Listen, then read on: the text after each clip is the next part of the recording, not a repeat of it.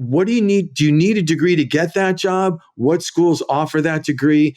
What schools can you get into? Can you afford it? We really sort of work it back. And then does the young man really want to go? Does he want to spend?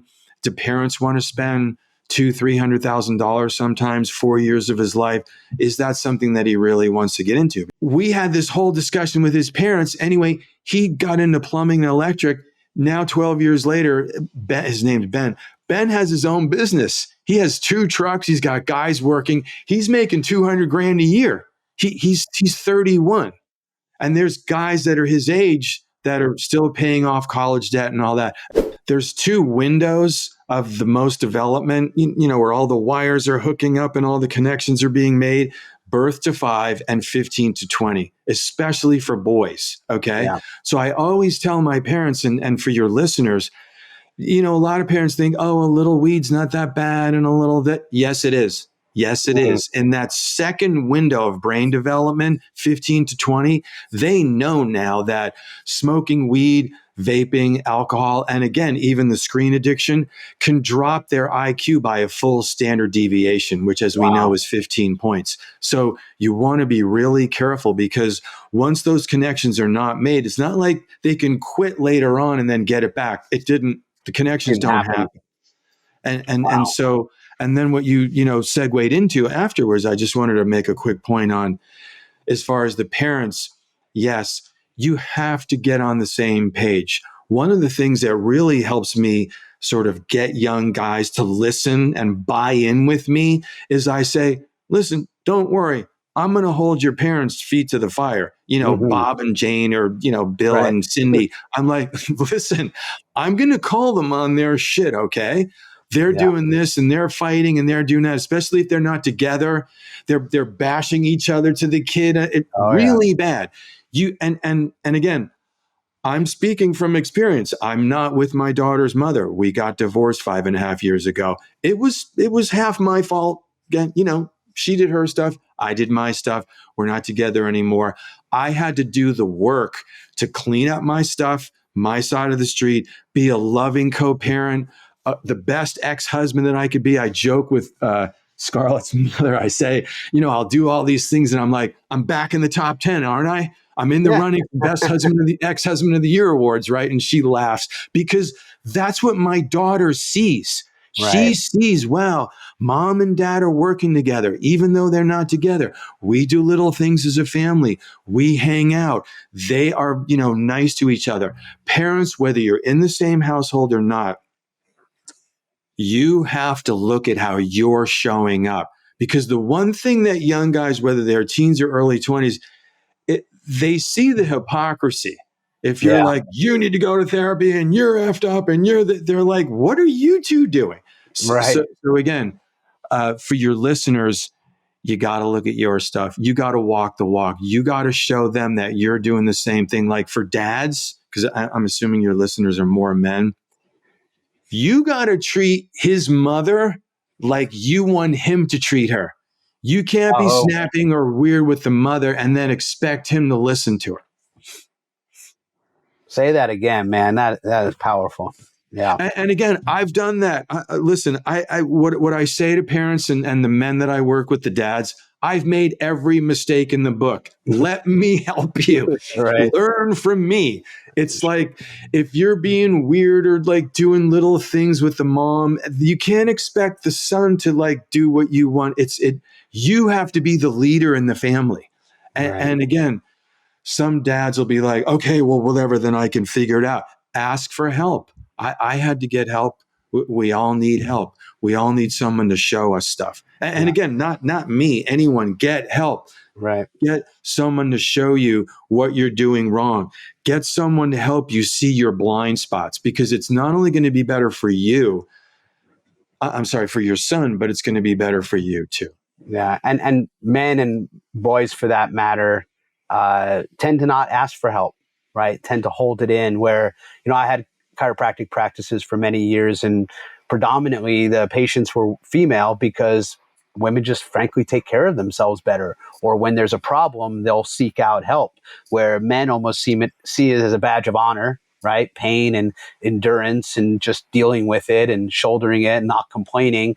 But then unfortunately, they oftentimes would wait until things were so far gone and they then tried to fix things. And like you're saying with the brain development, once that's gone, it's really hard to, almost impossible to rewire it that way.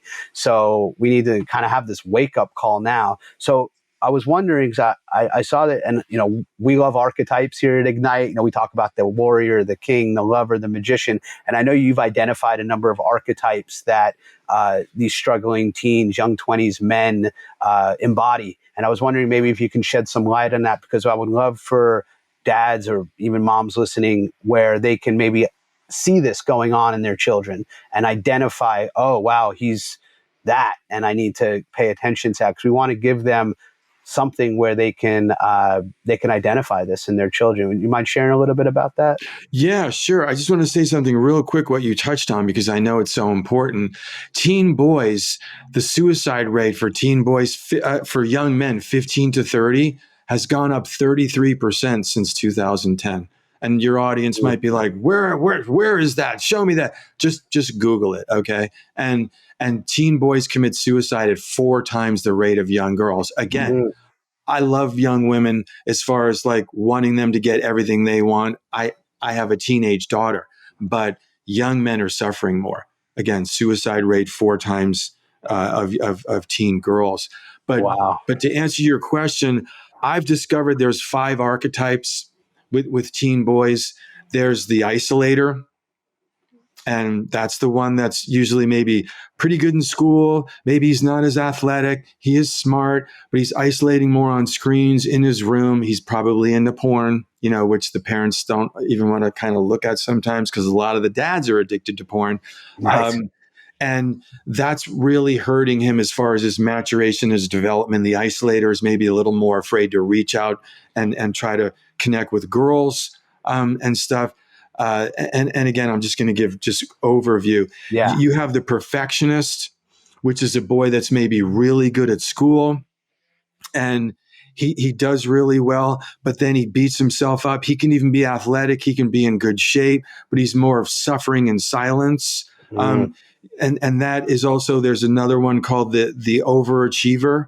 That's the perfectionist, sort of the overachiever. Then there's the underachiever, the guy the young man who is like, he's never living up. He's failing in school. He's not doing good. He's getting in trouble all the time.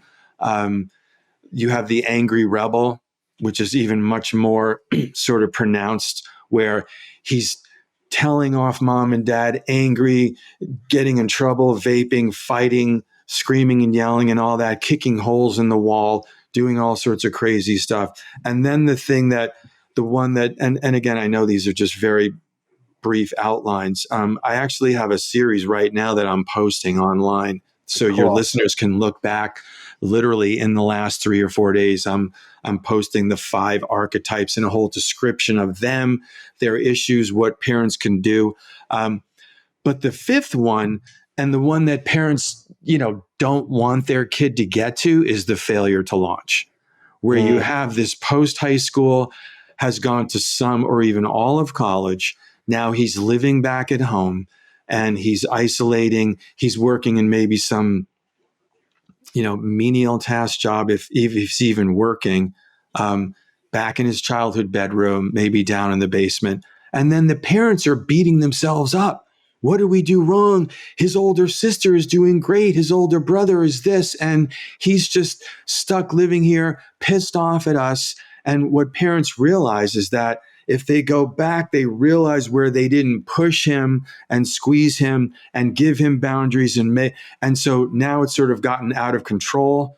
And then a lot of Right. times, and I'm certainly not poo-pooing college. College is great, but if he gets a degree where where he's working at Starbucks because there's just not that many jobs for a communications degree or an English major or That was something. my degree, by the way. Yeah, I think there's more. What I do, one of many things I do with parents of juniors and seniors in high school is I say, what job do you want? what do you need? Do you need a degree to get that job? What schools offer that degree? What schools can you get into? Can you afford it? We really sort of work it back. And then does the young man really want to go? Does he want to spend? Do parents want to spend $200,000-$300,000 sometimes 4 years of his life? Is that something that he really wants to get into? Because as we said, the trades and other careers, I have former clients now from 12 years ago. One here in I'm pointing to the water. I'm here in Marin County. We had this whole discussion with his parents. Anyway, he got into plumbing and electric. Now, 12 years later, his name's Ben. Ben has his own business. He has 2 trucks. He's got guys working. He's making $200,000 a year. He's 31. And there's guys that are his age that are still paying off college debt and all that. Again, not saying college is the wrong way. Yeah. Well, there's been such a stigma, right, around